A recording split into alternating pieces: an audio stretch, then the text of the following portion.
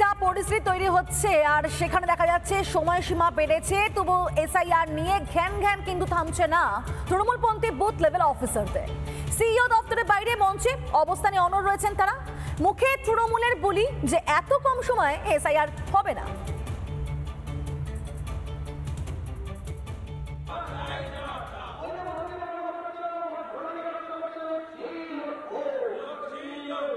চৌঠা নভেম্বর থেকে 4 ডিসেম্বর পর্যন্ত যে এনুমারেশন ফর্ম বিলি এবং জমা দেবার তারিখ ছিল, সেই সময়সীমা 7 দিন পেছানো হয়েছে। খসড়া তালিকা যা 9 ডিসেম্বর প্রকাশিত হওয়ার কথা ছিল, তা আরো 7 দিন পিছিয়ে, অর্থাৎ 16ই ডিসেম্বর তা প্রকাশিত হবে।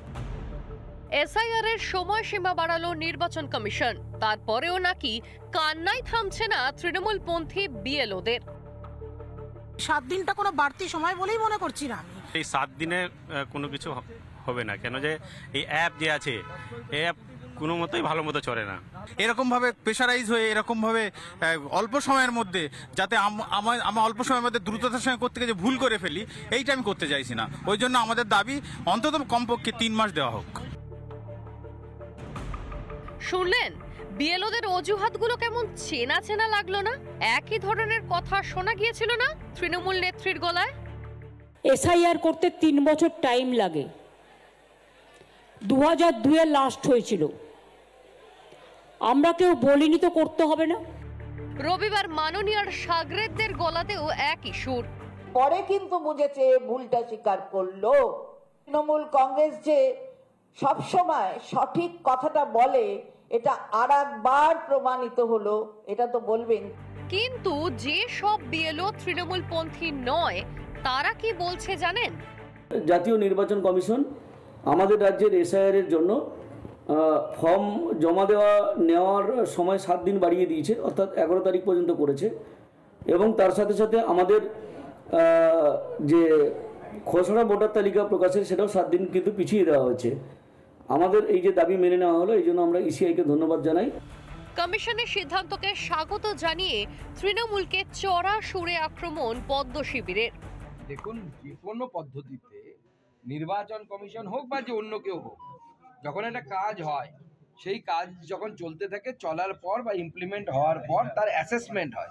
সেই অ্যাসেসমেন্ট অনুসারে নির্বাচন কমিশন তার পদক্ষেপ নেবে, এটাই তো স্বাভাবিক।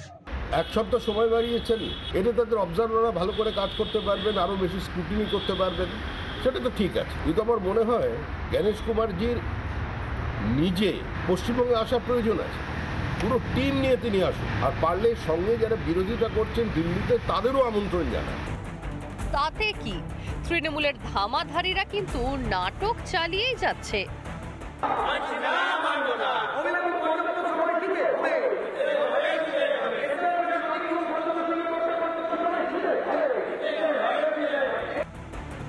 নির্ভুল এসআইআর করতে সময়সীমা বাড়িয়ে দিয়েছে নির্বাচন কমিশন।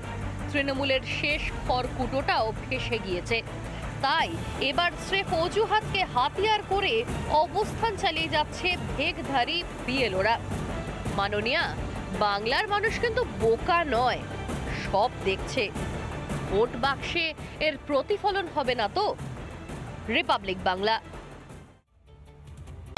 নানা ধরনের কন্টেন্ট দেখার জন্য লাইক করুন, শেয়ার করুন আমাদের ফেসবুক পেজ, সাবস্ক্রাইব করুন আমাদের ইউটিউব চ্যানেল। পাশাপাশি অন্যান্য ব্রেকিং নিউজের জন্য অবশ্যই চোখ রাখুন রিপাবলিক বাংলায়।